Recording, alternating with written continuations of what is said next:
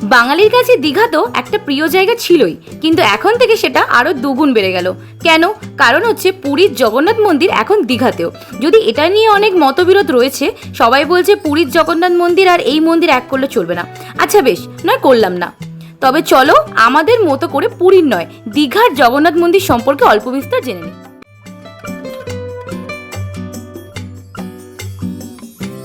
প্রতি বছরই দীঘা গিয়ে এই মন্দিরটি কবে হবে ভাবতে ভাবতে 30শে এপ্রিল অর্থাৎ অক্ষয় তৃতীয়ার দিন মাননীয় মুখ্যমন্ত্রী মমতা বন্দ্যোপাধ্যায় মানে আমাদের সবার দিদি এই মন্দিরটি উদ্বোধন করেন।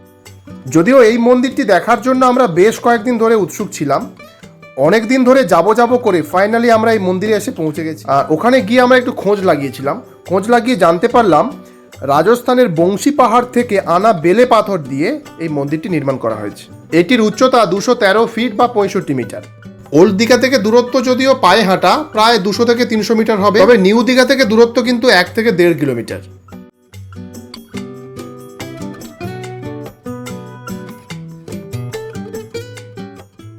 এই মন্দিরের উপরে যে ধ্বজাটি রয়েছে, যেটির ভিডিও আমি তুলতে পারিনি, এই ধ্বজাটি প্রত্যেক দিন 4:30 সময় পরিবর্তন করা হয়।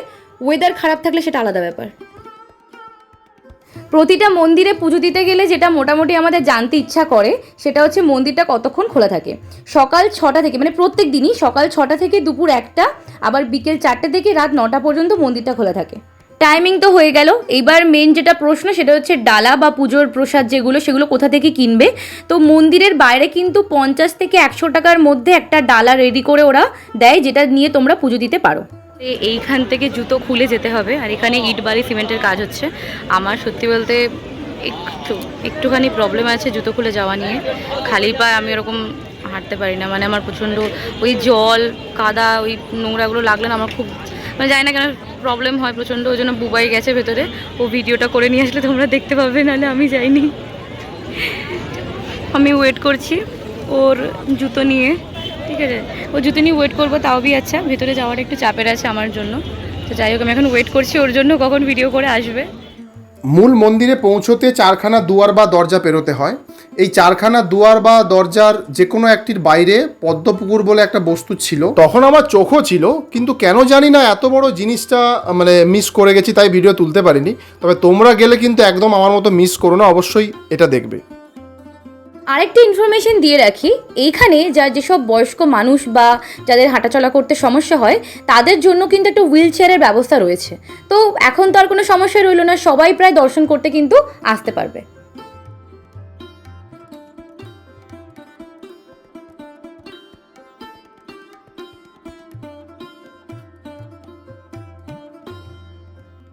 আচ্ছা বেশ, সব তো হলো, এইবার আসি জুতোর ব্যাপারটা নিয়ে। কারণ ওখানে গিয়ে জুতোর ব্যাপারটা নিয়ে আমার বেশ কনফিউশন ছিল।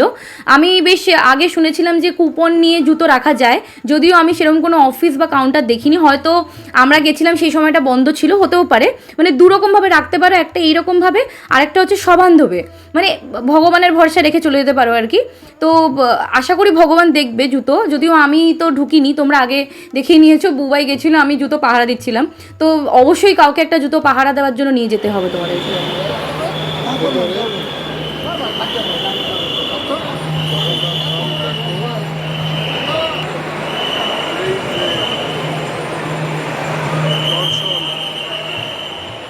জুতোর পর এবার আসি ব্যাগের ব্যাপারটা নিয়ে। ব্যাগ কিন্তু ছোট বা বড় কোনো ব্যাগই অ্যালাউ নেই, ঠিক আছে? তো তোমরা ব্যাগটা নিয়ে যাবে। হ্যাঁ, তোমরা ভিডিওতে দেখতে পাচ্ছ, আমরা জানি না যে আমরা যখন গেছিলাম তখন মানে কি হয়ে গেছিলো, সবাই ব্যাগ নিয়েও ঢুকছিল, ঠিক আছে?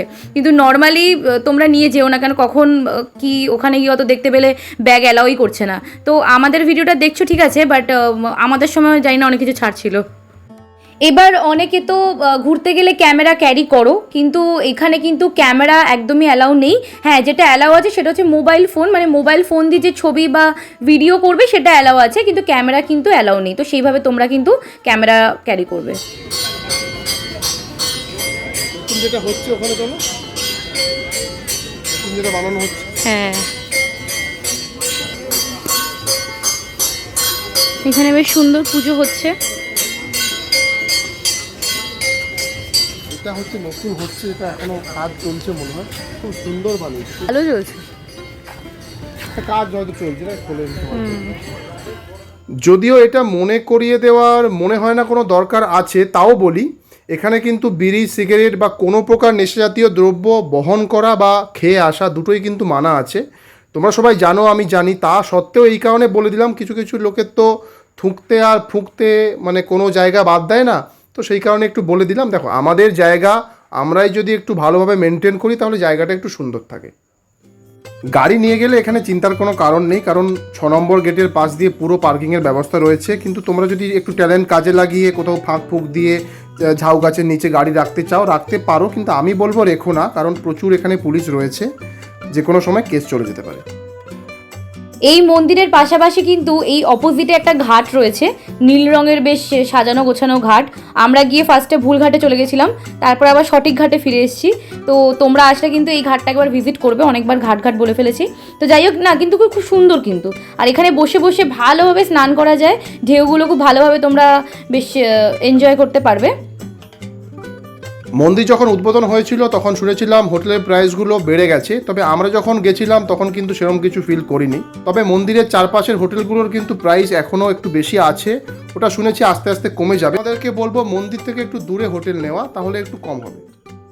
সুন্দর করে দিয়েছে, রাস্তা সুন্দর করে দিয়েছে, যদিও গেটের কাজ হচ্ছে।